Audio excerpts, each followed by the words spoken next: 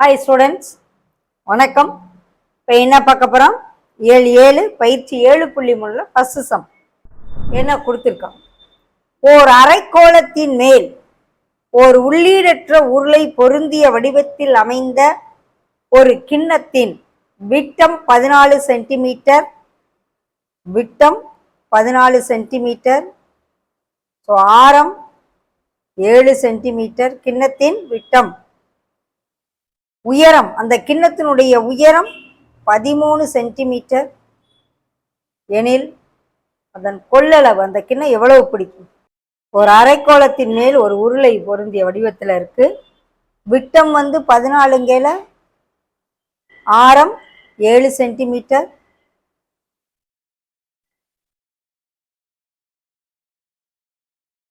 கிண்ணத்தின் உயரம் 13 centimetre. So இந்த ஆரம் 7 சென்டிமீட்டருங்கிற இதுவும் என்ன சென்டிமீட்டர் இருக்கும்? 7 தான் இருக்கும். ஸோ மொத்த உயரம் 13ங்கிற இது 7 போக உருளையின் உயரம் 6 சென்டிமீட்டர்.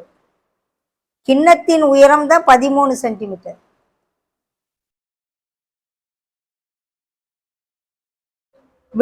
ஆரம், கிண்ணத்தின் ஆரம்னாலும் சரி, அது ரெண்டுனுடைய ஆரம்னாலும் சரி, அப்போ உருளைக்கும் ஆரம் 7 சென்டிமீட்டர், உயரம், உருளையின் உயரம் 6 சென்டிமீட்டர். ஏன் மொத்தம் 13லேருந்து இந்த 7 கட் பண்ணி எடுத்தாச்சு. ஓகே, அடுத்து அரைக்கோளத்தின் ஆரம் 7 சென்டிமீட்டர். இப்ப என்ன கேட்டிருக்காங்க? கொள்ளளவு, கிண்ணத்தின் கொள்ளளவு.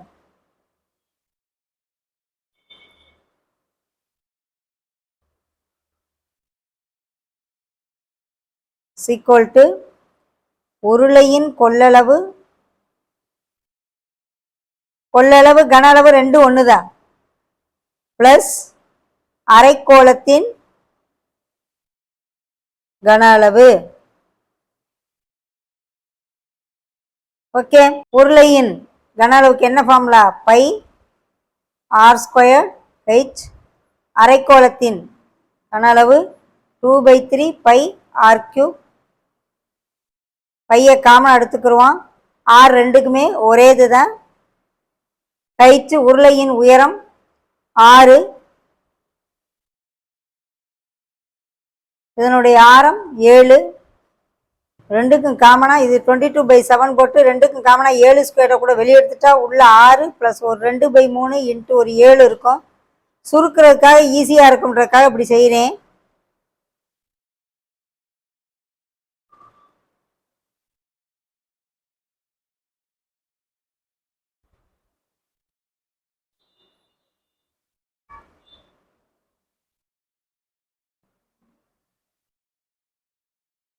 அடிக்க முடியாது, பெருக்கிட்டு வகுத்துருவோம்.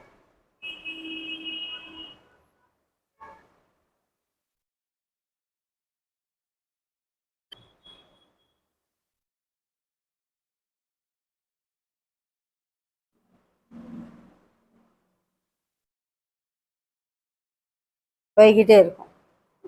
கன சென்டிமீட்டர், கிண்ணத்தின் கொள்ளளவு ஈக்குவல் டு அப்ராக்சிமேட்டா இதை 1642.67 கன சென்டிமீட்டர்னு போட்டு, ஓகே, 6 இருக்குல்ல, அது சுருக்கி